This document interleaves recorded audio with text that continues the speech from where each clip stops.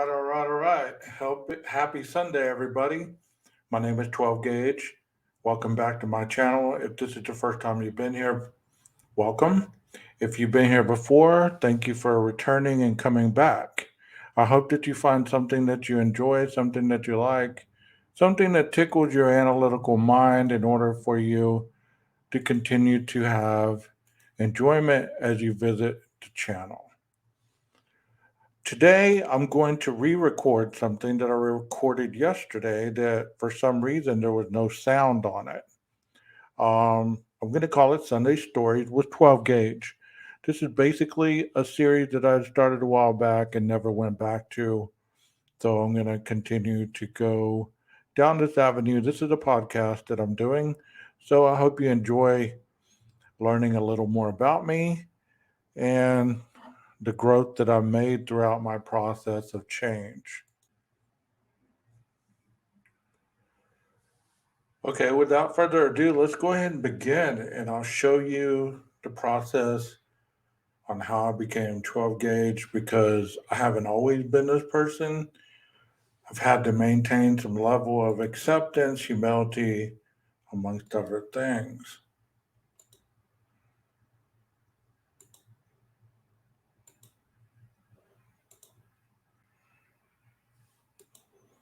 All right, this says reflection in the mirror of smoke.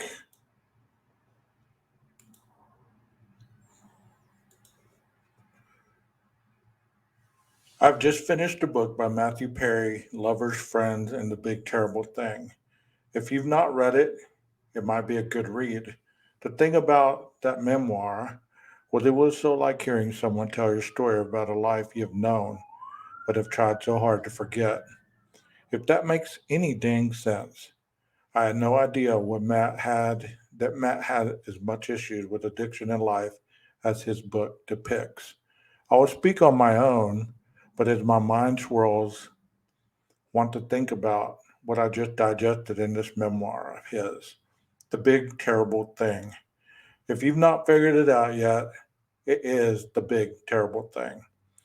If you've never had something that ruled your life or got out of control, then it really is something you may never understand. There was a quote in the book that spoke on having a loaded gun in your mouth and hand on the trigger and loving the taste of the metal. In case you don't get the analogy, it's like something so close to killing you, but you are not focused on the outcome. Just at the moment of loving the object. If you've never been here, it is hard to tell someone what an addict feels like. If you've read any of this journal of mine, you have come to the understanding on the journey I called my own hell. I went from the bottom to the top to the middle and back down in some areas. One thing I finally can maintain is sober living. I recalled something in this book that I had forgotten what the sober living really means. It is a way of thinking, reacting, and overcoming the urges to be free from the thoughts and feelings. You know, those things that we feel and think 24/7 in our lives? So, the one thing in our head that we don't even use all of can consist of battlefields that haunt our existence. This being the thoughts that say, you are not enough, you're not going to succeed, you're not going to be first, you're not going to get the one you want. You see how these thoughts, just in reading them, are stressful. Imagine that swirling in your head all the time, even when you know it's insanity. You still entertain the thoughts at your lowest time of the day. The moment when sleep is essential for the best version of you to be visible in the world, while the worst part of you is hiding from it. Many say just say good things about yourself and you will be okay. That works when the neurotransmitters that convey those thoughts are not fired up. In my case, I must remember what that feeling is like. I have to take myself to a calm, loving place, a place where there's no pain, no disappointment, no chaos. Then I can recall the feeling of freedom. I've come a long way in my life, have many successes, and all that I've tried so damn hard to throw grenades in all of it. You know how the Bible it tells stories of Jesus hanging with the lowest of society? Well, I've worked with those that society sees as degenerates, liars, thieves, convicts, all dressed in three-piece suits. We passed on an idea to our descendants, and not trying to sound negative, I really am not. That if we work hard, save our money, get the house, the kids, the job, that life is a reward in itself. Somewhere along the way, we forgot to mention the pitfalls and the temptation that comes with all that. There are people that swear they're an open book and still are hiding from the world and its beliefs about their existence. Do you know anyone who is in your age range of life that is truly an open book? We get on social media and share our highlights. Some do share their losses or needs, but in reality, most don't want to hear that, or they would rather fix them. If you're too positive, then you're seen too fake or unfeeling of reality. So, which is it? You want the realness of pain and despair, or you want the flowers and dandelions swaying in the sun filled orifice of our membranes? The more days I count on this calendar of life, I have noticed that I am becoming more reclusive each passing day. I get the day with stories of illnesses, death, and other things. It really feels like time really is short on this ride. It's hard to enjoy much when everything has such a high cost with limited return. In this day and age, monogamy is a forgotten term to most. Independence is etched in anger, rebellion, and disclaimers. Empathy is a word that is shunned on from people that would rather spit in the face of the hurting rather than assist in the emergency. This is not everywhere. I don't want to give that impression, but more often than not, you don't get the manners, the courteous reflection of yesteryear. The title is the reflection in the mirror smoke, meaning that we often look at ourselves through minuscule glimpses of reality. In the book, to quote it, almost stated that reality has an acquired taste. I don't have time to explain every quote, would be here all year. Use your imagination. Not sure if anyone will even read this. Addiction is the loss of control over something that once started as a pleasurable escape from reality. In time, mine became women, eating, gambling, and other high risk behaviors. The sad part is looking back on all those years, one thing was certain: happiness or escape was never around without a pill to replace the places of the mind that were burnt out due to all the excess and trying to escape. These days, most people vape THC. It is so pure that not much is needed, and the person tells themselves it is safe due to that fact. It is never about the amount.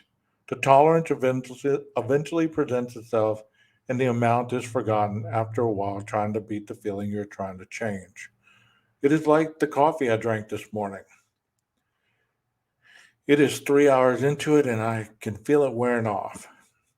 I have an option: get up and walk, get the blood flowing, or go eat something to get my mind off the tiredness I am eventually be feeling later. Imagine that times a million on the brain while trying to work and maintain a presentable face in society. The big question is, what do we all long for? Because in the end, money, sex, food, material things, all of that does not equal happiness. It equals lots of catching up after the bills come rolling in. I am at a loss for thought at the moment due to the light bulb flickering upstairs. Here I am, 52, writing in a journal online, trying to reconnect with a life that has passed me by and one that I'm trying so hard to cling to. Where do I go from here? After all the fireworks, the fire trucks, and explosions are not around, how do you get the excitement the chaos once had a RSVP for daily? Most of the people that have been a huge part of my life are gone, dead, or struggling with their health. I try to keep the pace I have ran most of my life and wake with a strained pec, ankle, or back. Then it's 2 days off, then back to it again. I remember the time when life was confusing, non existent, and just a fantasy someone else spoke of. It would not be different if I had a family or kids. I could be the dad, the husband, and be great at it. While on the inside, the voice would creep in as everyone was asleep. Hey, it's me. How are you going to mess this all up? When do we get to play with grenades? Why don't you get to have fun anymore? I roll over and just doze off to sleep and dream of a life where I am the star and always get the girl. As I write this, I really don't care to get the girl as much anymore, as funny as that sounds. I could care less. I want to just get this mind to leave me alone. Medication has tamed it, but always is stronger than anything I take, so I just go with it. It helps with knowledge, work, and school. I become the overachiever and then fade in the background when you start to clap. I did that in sports. Would be great in my mind. The crowd went wild, and I would act it wasn't me you were cheering for. How could anyone ever hold me up to that accolade?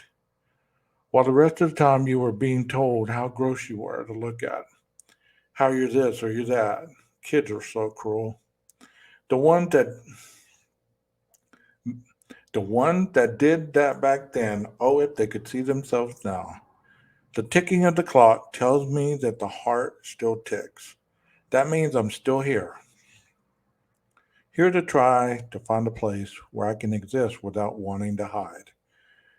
If I'm thrust into the spotlight, I transform into a funny guy, a witty guy, a guy with all the right things to say, while wanting to hide from everyone after the show is over, but not wanting to be alone. See how insane that sounds?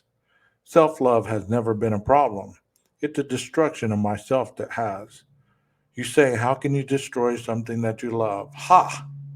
Calling card of this whole thing. As the curtain closes for now, I'll be back for more later. So, what do y'all think about that? Give me some comments on the first one. It's that book by Matthew Perry before he passed away. He wrote that memoir. It's quite a book to read, honestly, because if you've ever had any kind of struggle like that, you understand it. You understand what he went through, what he had to overcome. And as funny as he was on Friends, he was still battling, battling within, trying to find his place in this world. And you say, how could that happen? He had millions of dollars. Well, as I said in that entry, money doesn't make you happy. Women, cars, houses, jewelry, all that stuff doesn't fill that void. If that void is so huge, you never learn how to fill it yourself.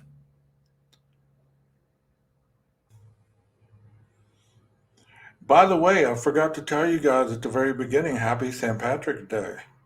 Hope you guys are being responsible and being safe out there for celebrating. Have a great time. Enjoy the day. Here's another entry that I wrote. Hope you enjoy.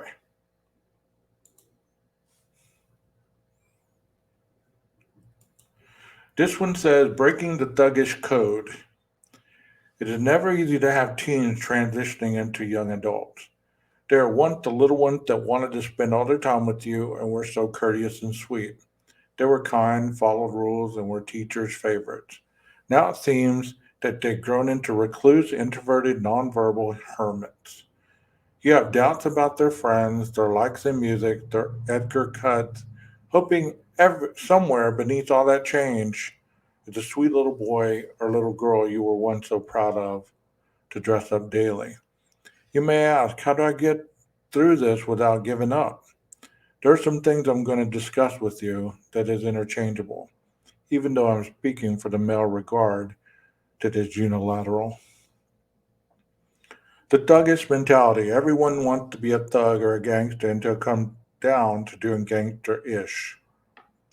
In general, this means that when you're around others, you want to be perceived as tough, loyal, able to be independent, and down.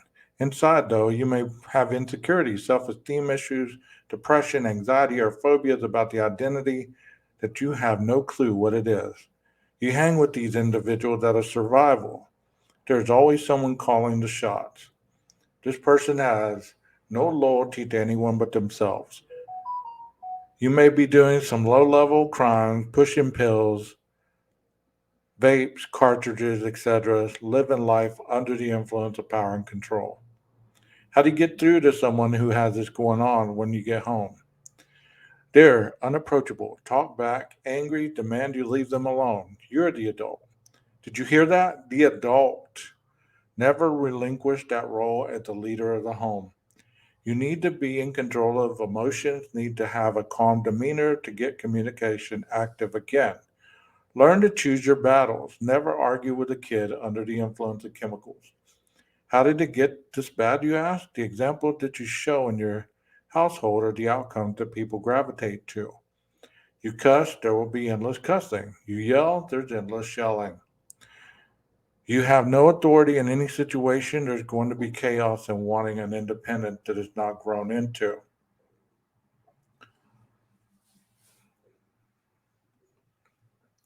That leads me to the next situation, growing into the next phase of their lives. You must educate and guide always. The child knows what the child knows, regardless of having that knowledge. If there is no application to that knowledge, there is no attachment to behaviors or thought. You start young, you start guiding and educating rather than punishing, and no understanding for the child to work through the problem to get to the positive result. Guide the music, listen to the messages that they see to follow as trending. Understand the lingo. Don't be an extension or friend to challenge for likes on social media with your young one. If you have made it this far, you haven't gotten into your feelings and muttered something to the notion of, who the fuck does he think he is? Understand your understanding rather than reacting on emotional stimuli. You, after all, are the adult, or should be. These thugs that run in your midst, are just looking for belonging and acceptance. If you give up on them, won't be long till they sit across from the desk with you there as well, being told, hey, you're out of control. Then I speak to the child. You're an example that you want to see in the world, especially your child's. Are you always going to be perfect? No. Is it okay to use as a teaching moment? Yes. The sweet, loving kid is still in there. They're just in transition. Don't blame the peers. You allow them to come over. Don't blame the video games. You buy them. Don't blame the schools. They aren't babysitters or in charge of raising your child. Believe it or not, the fight in most people's lives is learning how to listen and when to speak effectively. If you're having a substance problem or criminal problem, it is not a good thing to want to change their behaviors, but to willing to change your own. Excuses aren't positive programming units. They're just lack of accountability, and it's harder to say, do what I say and not what I do. If you've been locked up or in the criminal element or not around, it is difficult for you to come back in and be a parent. You can attempt to gain credit by being present, but you will never be trusted until that is gained in time. If they come to see you while you were locked up or heard about your incarceration, it doesn't matter how much you try to use this as an eye opener, they will see that you're alive, not suffering, and bearing some pretty cool stories from your time away. If you can make it in there, then it's not a big deal. They may have to go there someday. If you're in a small town America, there is so much to do to keep them off the streets. Be creative. Teach them about the other part of living rather than just sitting indoors fearing the world. These are just some avenues to start with, regaining the love of the streets into the love of the home again. These streets are romanticized over and over and over, no matter the useless violence that they hear about or may see. Being an adolescent is an invincible part of life at their age. Your threats, your bribes, your inability to be patient, to let the seed grow, ultimately lead to having others guide your child in not so great light. Just food for thought. And in reality, When you were young, didn't you have a role you tried to have as an identity?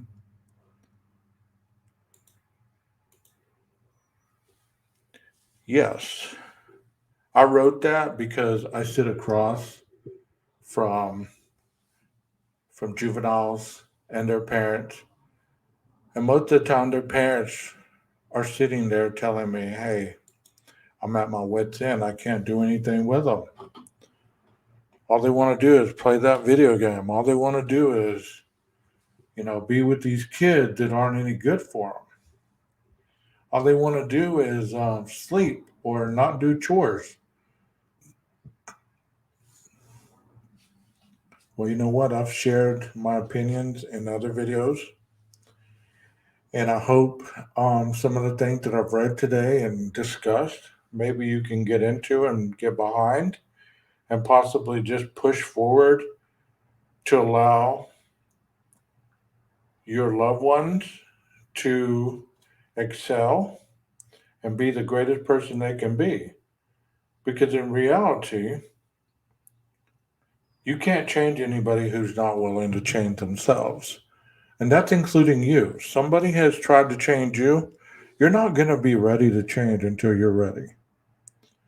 Whether that be ready to change regarding your belief system on true crime, whether it be your belief system on the politics or or sports or any kind of belief system you might have. You're not ready to change that. Nobody in the world can get you to change. And that's reality. The sad part of it, but it is reality. I hope that you take care of each other and you take care of your children if you have them that are messing up. Maybe your grandchildren if they're struggling. I make these videos not only on true crime, but I like to make these videos also on some of these other things to get you to know me a little better and to trust that I'm here to help people, not necessarily break them down or spread malice intent. I did write those two entries, so I'm very knowledgeable when it comes to putting thought to paper. And as you can tell, I can pretty much speak it the way I write it. Um, so if you have any questions, I do work with juveniles for a living right now. I do try to restructure their programming in a cognitive way so they can somehow feel that they're important enough to change the reality. Because the moment you change someone's reality, they can walk out the door and whoever it is that's with them, picking them up, whatever, they start to tear it down the moment they leave your office. So that kid can be empowered, but the moment they leave your office, it's done with. So it's a family disease, all of it. If the family can't see that they have problems, then that's part of the problem. I hope that you guys have an awesome Sunday.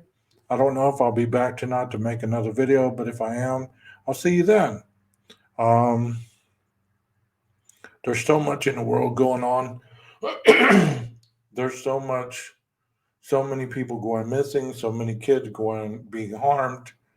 There's so many things going on in this world. Please be vigilant of your surroundings. Be aware of people that aren't really there as a good example for your children. And please don't let your needs put you in situations that would harm your child as well or yourself. Please be vigilant. Please be aware. And please learn how to change and love yourself if you can't already. If you aren't already motivated to do something different, please try to learn something different because that's the only way it's going to happen. You need to make it a daily process to reprogram what it is that you're trying to change. Well, that's all I have for you today. I hope you guys enjoyed it. Till next time, this is 12 Gage, and I'm out.